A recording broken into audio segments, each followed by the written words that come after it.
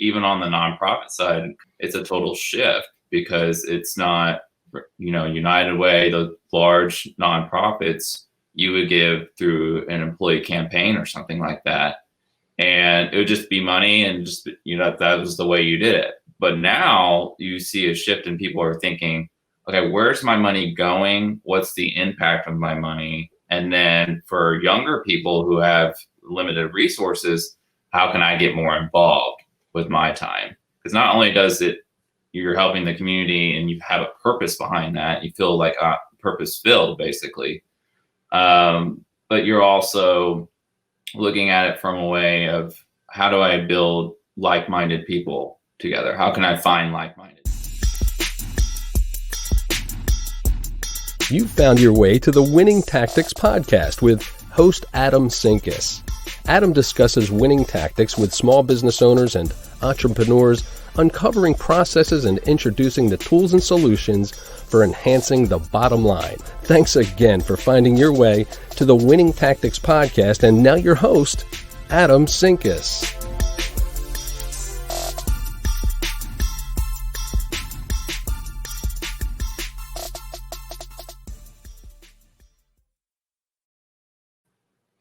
What is going on, everybody? Happy Tuesday, and arguably probably the best day of the week just because it's Winning Tactics Podcast Day. I appreciate everybody hopping on and joining us. We had a unplanned schedule change today. Unfortunately, the original guest I had lined up today had an emergency come up. So here we are. We're live and we are changing gears today. So excited though, because I've worked with my guests for quite a while. We've known each other since mid last year and worked on a few things together. And it's awesome to see some of the new stuff that he's working on. So Tyler, welcome to the show. So glad to have you on the show. Let's start off by telling us a little bit about who you are and what you do. Yeah, thanks for inviting me last minute. I'm excited. A little bit about me. I am the co-founder of Something Good Consulting Group. We are a social responsibility consulting group, and we help for-profits and nonprofits collaborate and build strategic partnerships to tackle social issues in the community. Fantastic. Well, so glad to have you on the show. Corporate social responsibility, I think it's a lot of words, but and I think because of that, a lot of people often overlook it and go, yeah, I don't need to worry about that. That's one of those, big company things, but it really is something that impacts every single business, whether you're a freelancer, a one band or a 250,000 employee worldwide company. So super excited to dive into this. I think the best place to start here, because this is something that a lot of people totally just don't have a concept of what it truly is to start off with, what is it? What is corporate social responsibility? Yeah, no, it's definitely a jargon word for corporations and large businesses, but it really is, like you said, it's for everyone. But essentially what it is basically a self-reflection of a business on their impact internally and externally on their community. And that's essentially what a corporation or even a medium to small business would do, is be a self-reflection of what exactly am I doing within the community. And that includes people and your employees internally, because they are within the community. So that's just a basic definition. It's been around, the history of it's been around for a while. It used to be you, as the employer, pay the employee enough to go donate to nonprofits and volunteer within the community. Then it started getting a little bit of bad rep as it moved into trying to cover up unethical behavior by corporations. Now it's in an arena where they're actually figuring out, okay, how is a large corporation or medium or small business, what's my role within communities? And am I making a negative impact? Or if I'm making a positive impact, and what exactly that is? And they are also businesses are also looking at how does this impact my bottom line? Yeah, it's interesting, right? The whole landscape, I think, in business over the last 20 or 30 years has really, really changed. To me, people are becoming more aware of the social impacts of everything they're doing, not just in business, but just everything that they're doing. Community service is where even 5 years ago it was a challenge to find volunteers. I see that shifting again, which is a good thing. And I see a lot of shifts also in the space of how people are donating to organizations. And it's not just money, it's time, it's effort, it's energy, it's resources. That's becoming so much more interesting to me because we've taken it beyond just, well, here's my $10 check to the March of Dimes this year. Yeah. It's even on the nonprofit side, because we definitely work on the nonprofit side as well. It's a total shift because it's not, United Way, the large nonprofits, you would give through an employee campaign or something like that. And it would just be money and just, that was the way you did it. But now you see a shift and people are thinking, okay, where's my money going? What's the impact of my money? And then for younger people who have limited resources, how can I get more involved with my time? Because not only does it, you're helping the community and you have a purpose behind that, you feel like purpose filled basically. But you're also looking at it from a way of how do I build like-minded people together? How can I find like-minded people? Yeah, and the trickle-down effect of it to me is always really interesting too, right? Because it's amazing. I look at some of the things that I've done. So back in December, we started Pay It Forward Tuesdays as just an outreach program for small business owners, nonprofits, and consultants that were just looking for that edge to get forward as a just truly giving back time to help them with their marketing messages, with their business strategies, and all those things that they don't always have resources for. And through that, we've helped, I think we're up to 9 people now, 8 people, something like that. But what I found is the relationships that I've developed out of that have turned into business opportunities as well. It's not just, I didn't give to them just to get business opportunities, and the people involved with Pay It Forward Tuesdays didn't give to create opportunities like that. It's just something that's happened as a result of, which I find really interesting. No, that's a perfect example of a skills-based volunteerism, which is a new concept. It's in lawyer terms or in law firms and financial firms, they call it pro bono consulting, basically. But skills-based volunteerism is on the rise. Corporations are wanting it. Young people are wanting it. We actually build programs for corporations, medium-sized companies, and even small, to build these skills-based volunteer programs with these nonprofits that they want to get more involved in. But yeah, it'd be amazed about, if you put other people and do pro bono consulting, you volunteer, how it helps your business indirectly. It just builds trust as well. And that's business is a lot about trust building, and you helping the community is part of that trust building. I love that. And the one thing that you keep saying is community, which, I think is a really important word. Some people I've heard refer to it as kind of a buzzword these days, but, I think when we give back to our community, and that doesn't necessarily mean our business community or our personal community. It could be the place we live. It could be professional organizations that we're involved in.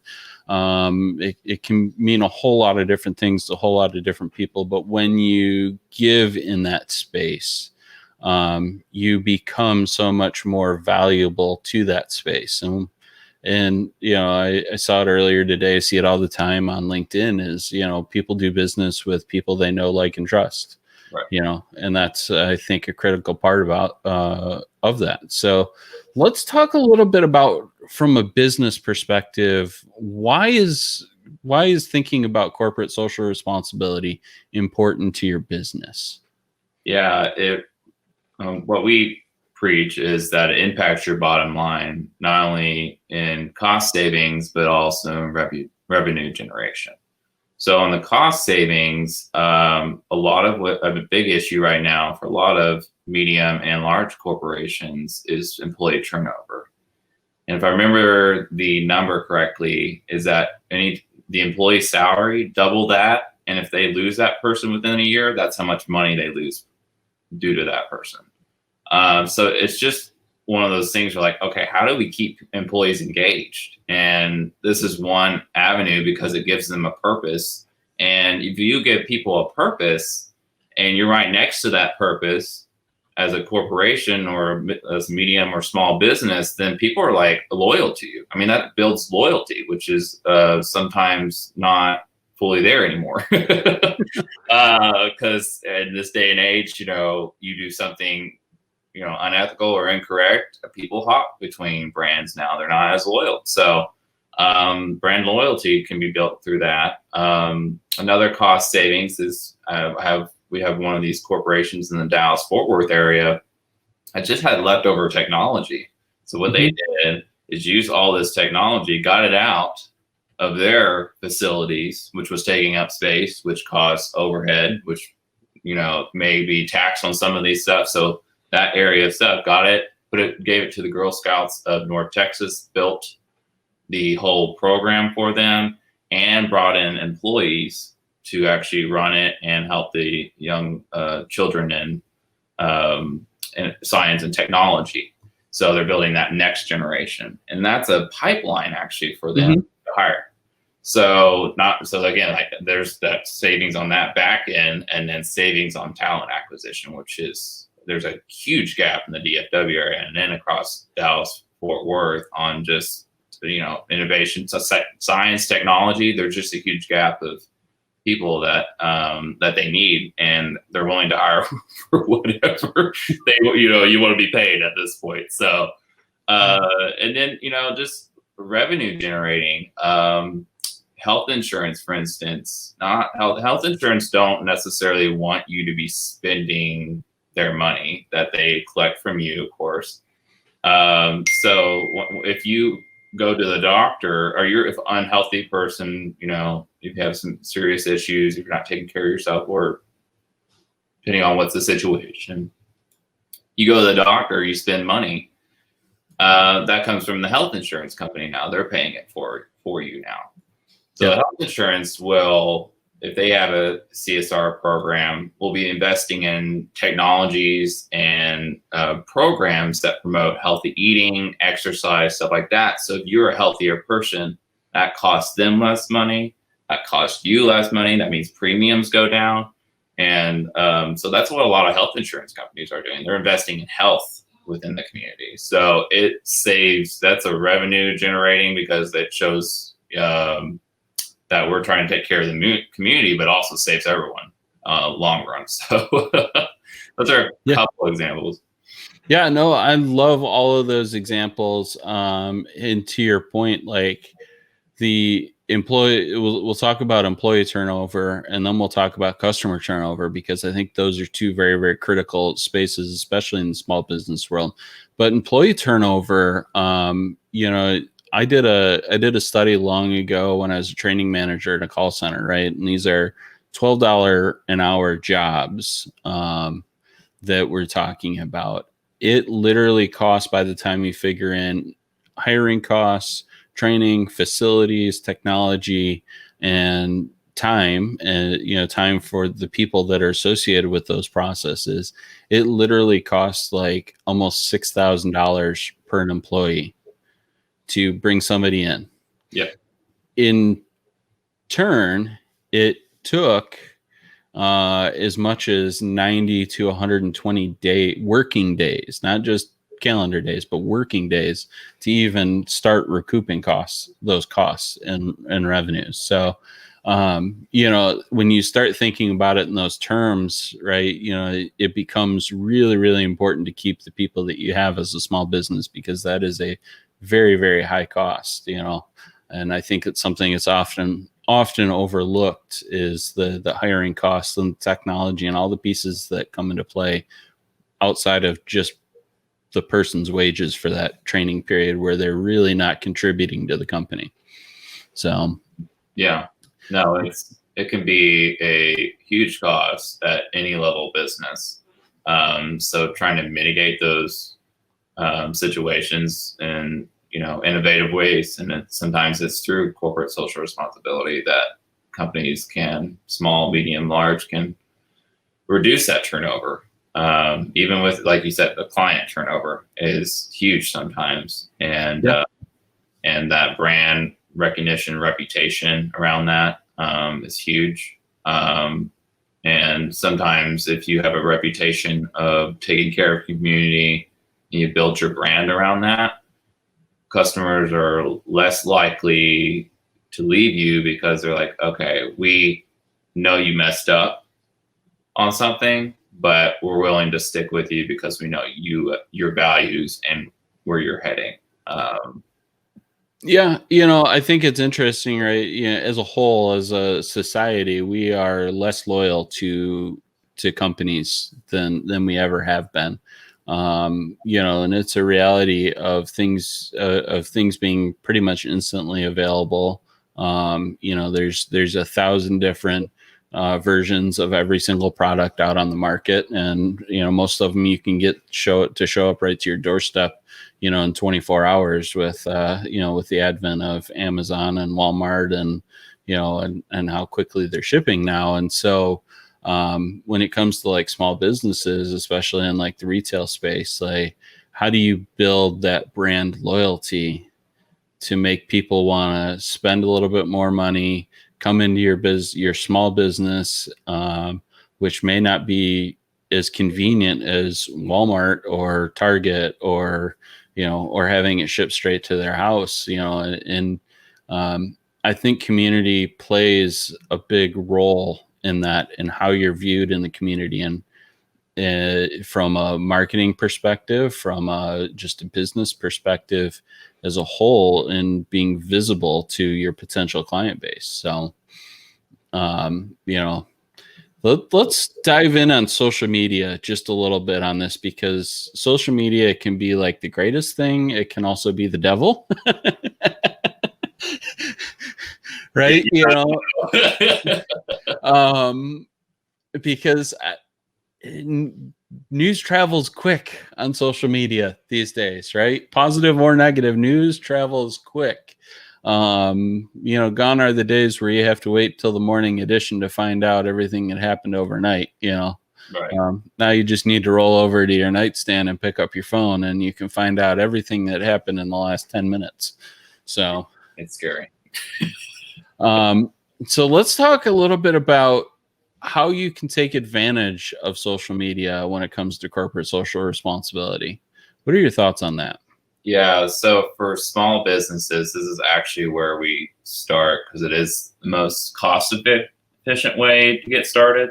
It's most likely if you've started a business, recently, within the past 5 years, you're either a social enterprise or your business is tackling some problem that is, needed. I mean, that's what business, you have a problem and you're solving, that problem.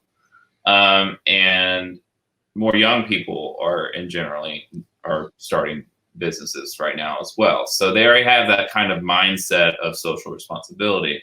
So you have that mindset already. Then talking about your story of how you got started, talking about your purpose, and then how you're solving problems, which is basic marketing, but incorporating some of the social aspects. You may already get 10% of your profits to a nonprofit already, or you're in the environmental space because now you're saving on not only do you recycle, your products are recyclable, but your supply chain is eco-friendly.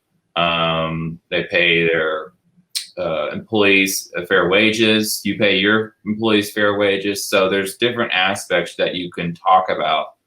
And then if you're an established business that's been around for a while and you decide to stay a small business, because even if you're a small business, you could be making multi-millions of dollars.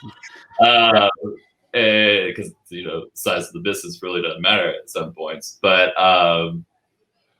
you can be asking, what are my employees doing within the community, and asking, hey, what nonprofits are you volunteering with? Can we make an event day of it?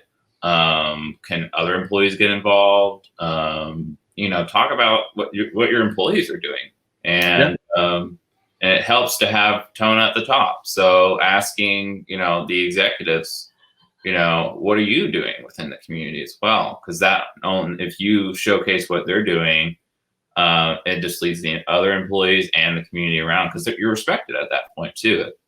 Hopefully.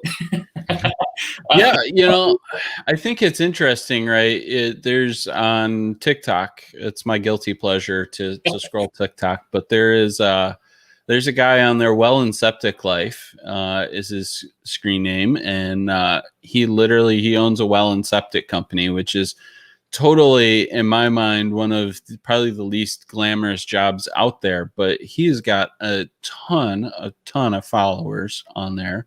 But what I love about his content is not complaining about, all the crappy things that is well and septic. It's talking about how he treats his employees, how his employees approach things, how he approaches things, how he approaches customer service. And it becomes this really cool message about how he is so focused on everybody else around him in doing the right thing, that he's built this huge following of, I probably would have never ever sought out and followed a well and septic company. I mean, to be honest, right? But because of what he talks about in that being community focused and being people focused and focused on giving back, and providing strategies that help people. He's become one of my favorite TikTokers, honestly. Yeah, I need to look him up. That's interesting. Yeah, no, it's amazing. Like I tell people, or I've been asked this question, especially during COVID, what do you do now if you don't have any money or your employees can't volunteer and stuff like that? I said, just taking care of your employees is being a socially responsible corporation. Mm-hmm. So if you don't have any money to donate to nonprofits this year, that's okay. I mean, of course, that impacts the nonprofits, but you still have people in the community that are internally in your employees. So keeping them employed and paid and going through this crisis with them, and staying with them and investing in them, that's socially responsible. That's being a socially responsible corporation or business. So that's an amazing situation where he's focused on his employees, even though his business isn't glamorous. You don't have to talk about your business. Sometimes you find a topic, and your employees can be that topic. Yeah, no, totally. Other things that I've seen that have been really, really creative is businesses buying pizza and shipping it out to their customers' houses, or DoorDashing Starbucks and things like that. I've seen a few people do that. I've seen people buy lunch for their team and just DoorDash it to everybody's house remotely, which are things that normalize a little bit of the remote work environment. But at the same token, to me, it's thinking outside the box of how do we take care of our people. Yeah, and that might not make sense to a lot of people, why someone would do that. But if that executive, even if they're not even thinking about it, or that executive team or whoever's running that type of program is thinking about the emotional well-being of their employees. Again, that's socially responsible corporation. It's like, okay, me sending a pizza to someone, making sure, checking in on them, making sure they're all right. That's being socially responsible. So there's so many ways that you can do it. And I tell our clients, I mean, you don't need a huge budget. Like, this is corporate giving is just a small piece of hustle. And it definitely gets assigned to corporate social responsibility a lot. That money piece is like, okay, you have to have money in order to do this. Now you can use the resources you already have to do. Of course, everything in life requires money at some point, but someone, the person you're already paying could help you build a program, it takes, whatever you're paying them already, but extra budgeted cost you avoid sometimes, even for small businesses. Yeah, no, I agree. There's a few businesses in our local area that every year around back to school time, they collect back to school supplies and backpacks, right?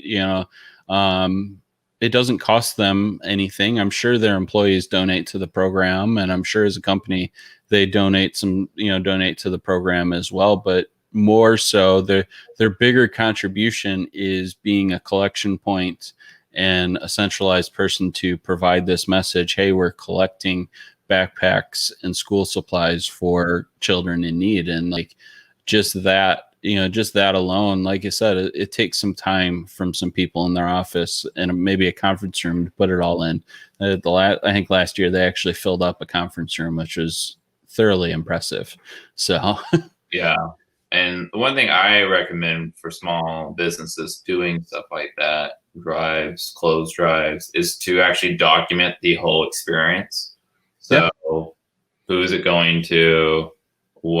How much money or clothes did you get from your employees? How many employees volunteered throughout the day? And basically show that storyline, that impact, take photos, videos, whatever. And then that becomes your marketing segment that you can every once in a while bring up. Or if you're recruiting new employees, that can go in the new employee orientations. So that's another way to, like, hey, we also do this. So if you want to get involved in this and get more engaged within the company. And we go even farther and help companies actually look at their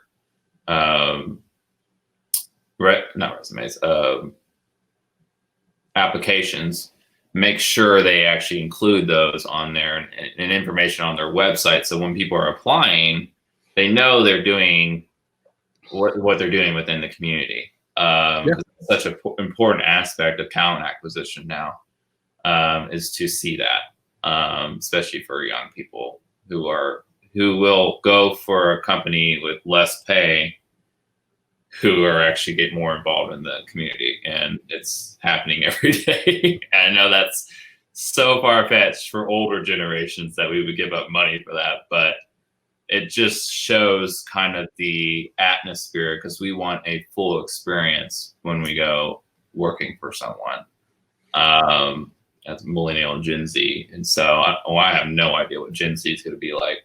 They're just entering now. So I have a feeling it's going to be there's going to be a lot of shared values from a working perspective as the millennials. That's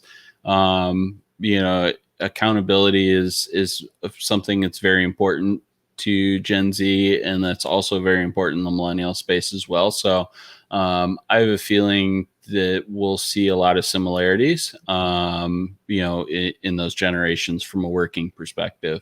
So obviously there'll be differences, but what those differences are, right? We'll see. I always put it this way. I'm just gonna hang on and go for a ride, and it'll fall how it falls. So exactly. Oh gosh. But no, also for small businesses, for something good, we realized it pretty quickly that small businesses didn't feel like they had a place in corporate social responsibility. And so what we did was build a course called Corporate Social Responsibility for Small Businesses. And basically, we took what would be a thousands of dollars plan that we would build for large corporations or medium-sized companies and made it into a strategy. Basically 2 hours over your weekend, you can build an entire strategy for your small business.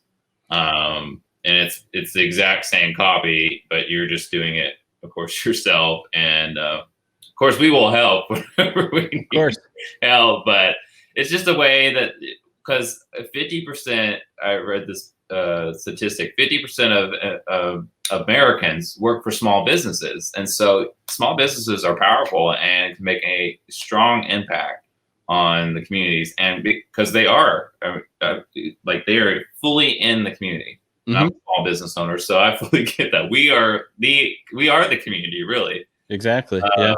So, and then of course, medium, large corporations have their role in all this, and they are the leaders. They show us most of the time what exactly, is corporate social responsibility, and they innovate and redesign. But sometimes they lack innovation because they can't be flexible or innovative at times either. So small businesses can innovate in corporate social responsibility more easily. Definitely true. We're going to pause for just a second here because I need to thank my affiliate partner, Cowork Hub Virtual, giving consultants, coaches, freelancers, and solopreneurs a sense of place in a remote work world. This is a fully virtual co-working space. So think of going to WeWork or any number of the co-working spaces that you are used to being in. And we have taken that experience and pulled it fully online. Super, super cool platform. You get a fully custom office. You can host up to 10 people with video conferencing, screen sharing. We also have conference rooms that host up to 50 as well. Definitely check them out, coworkhubvirtual.com. Let them know that you saw them on the Winning Tactics by dropping Winning Tactics in the comment section. And you can, when you sign up, you can get a free branded background. Put your logo on it. Put your favorite picture from your house on it. We can brand that background for whatever you need. Super, super cool platform. Definitely check them out. And it's like cheaper than Zoom. So I encourage you to spend some time there. coworkhubvirtual.com. And back to the important stuff. That's important. That is important. It is important. Tyler's been on the platform before. He can attest to that it is very cool. I run my office from it as well. So, but let's dive into just a couple of quick things that small business owners can do to really start putting the right foot forward in developing some corporate social responsibility actions in their small business. Yeah. So again, starting with social media and examining what you're already doing, because sometimes you'd be surprised at what you've already been donating to. We found that some clients that were already donating to nonprofits, but it was just someone, assistant writes a check, and it's usually the CEO has relations with that nonprofit. So re-examining, kind of bringing all your information together. And that right there can sometimes save you cost, just knowing what you're already doing. We know that happens with large corporations because they scattershot sometimes their donations. And so just bringing it all back together and looking at it oh, okay. That's where that's going. So re-examining what you already have, and then starting with social media, start asking your employees as well what they're doing within the community, how you can get more involved as a corporation or a small business. And, that's probably where you should start first. And then with my small business course or with Something Good Small Business course, you can start building a strategy and then have a strategic direction towards that. What we try to do though is align it with your values that you already have. And so a lot of small businesses, even medium and large corporations, they'll start going to nonprofits that don't really align with what they're doing. So the closer you align with what your business model is, the more value you'll get from it. I love that. I want to pause on that for just a second because I think that is so, so important. Especially, with my background in marketing, right? In the marketing space, I see so many companies that just like spray and pray their message. It's not targeted. It's not focused. And as a result, it doesn't really speak to anybody. And so I think, that's super cool to think about that from a corporate social responsibility. How can I focus my efforts in a space that aligns with my business? Which I think, just thinking off the cusp here relates back to what we were talking about earlier in bringing opportunities back into the business for new clients or, paying gigs. Yeah. It's so important to make sure you're aligning yourself, or it just won't make sense. It won't make sense to your employees, to you, to your customers. And then it'll be another thing that you just think is costing me money. And that's not what the whole intent is. So getting that alignment as much as possible is going to make sure that this is sustainable and you're building long-term relationships with nonprofits, because a lot of nonprofits need those long-term relationships. They can't have turnover of corporate sponsorships, corporate volunteers. They need volunteers, regularly. And so having that plan put in place already and then engaging a nonprofit after that helps. And it helps a nonprofit because now we both have a plan now. Yeah, I like that. I like the idea of a long-term relationship, right? I think it solidifies that you have intentions of being more than just surface level at that point as well. Yeah. And so many nonprofits are doing 3, 4, 5 major events for fundraising a year. Where you as a small business could be involved as volunteers at a table, whatever that looks like. But there's a lot of ways to be involved throughout the year in the efforts that nonprofits put in play, and thinking about it from a long-term perspective, I think changes the potential of outcome as well for both parties. Yeah. And shifting that mindset from short-term to long-term is very important too, because social issues are not short-term problems. They wouldn't be here anymore if they were short-term solutions for people. We would have done it already. And, so a nonprofit's been there in the weeds doing it. So you can trust them that they're tackling the issue. So that's the nice thing, that you aren't having to be there trying to tackle that issue, but you coming in and out and not, you donate one part of the year, but don't engage half the year. And then you just leave the part, the strategic plan after a year and your employees aren't engaged. It's more, you're actually causing sometimes more stress on the nonprofit. So backing up and building that at least somewhat of a plan. It doesn't have to be robust. It can just be short, sweet, to the point, but you have a direction basically. Yep. It's so important, and you'll gain more respect, especially in the nonprofit world, because you're like, oh, you're serious about this. And nonprofits are serious about this. And not that a for-profit wouldn't be serious about it, but it's not, they're serious about making money off the products or services that they're doing. So that's their main focus. So it's a side project. Sometimes it gets pushed to the side because of the main focus, but going in with a plan kind of projects that you are serious about it. So that's important. Another thing a small business can do, most small businesses, almost every business has some sort of supply chain. So looking at like I said earlier, eco-friendly, fair wages, diversity, inclusion, and equity of the supply chain that you have is going to be important. You may be like, well, this company's way more expensive.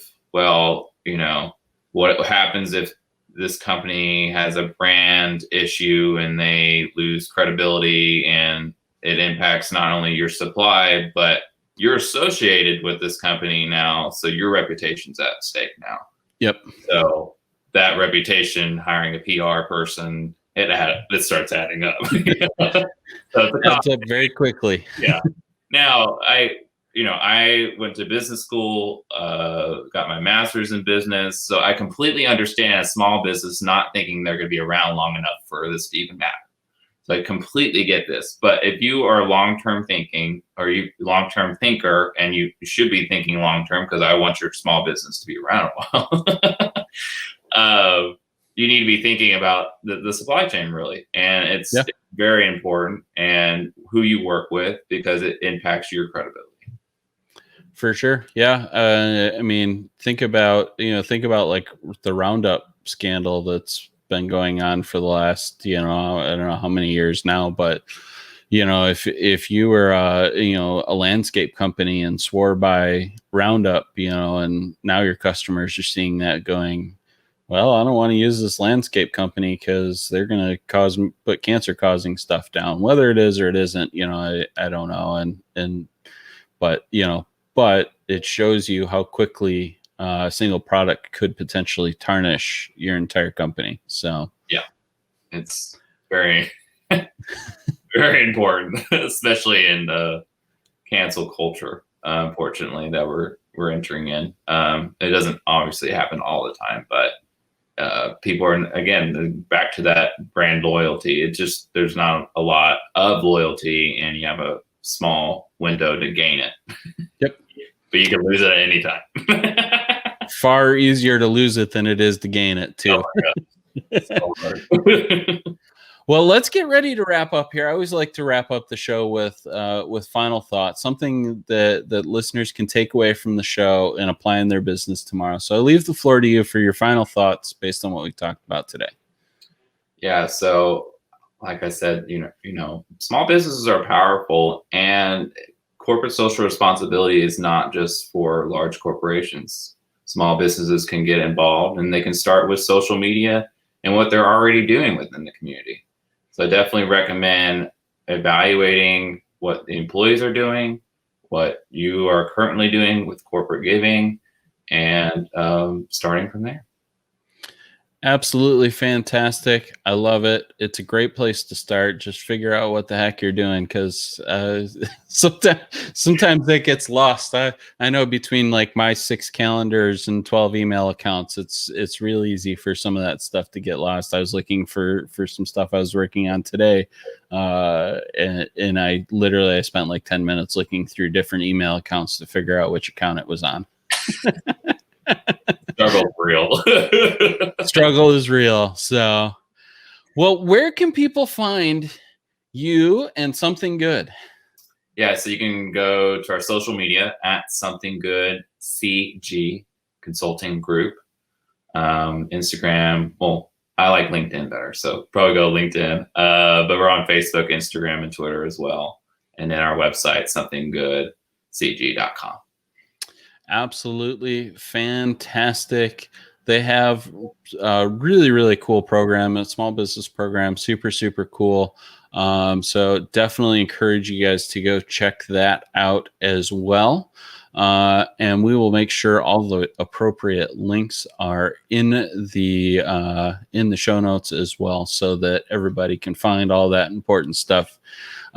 Tyler, I really appreciate your time today. Appreciate you punting and scrambling with me to make sure we had a wonderful show.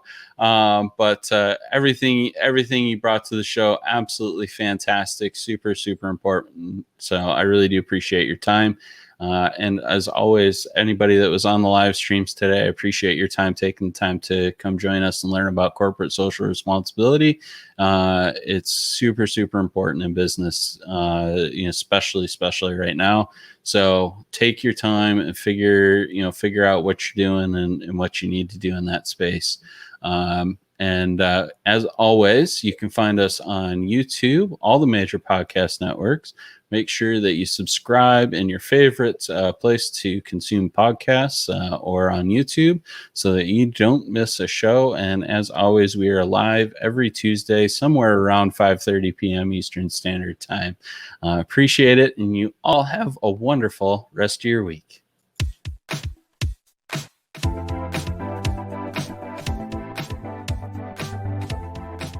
Well, that wraps up yet another episode of the Winning Tactics Podcast. You can find Adam on both the LinkedIn and Facebook platforms. And to support the show and ensure the success of the podcast, would you kindly consider visiting Patreon.com/Adam Sinkus? We greatly appreciate it. And until next time, from the Winning Tactics Podcast, remember, culture is how your team behaves when no one is looking. Take good care, and thanks for listening.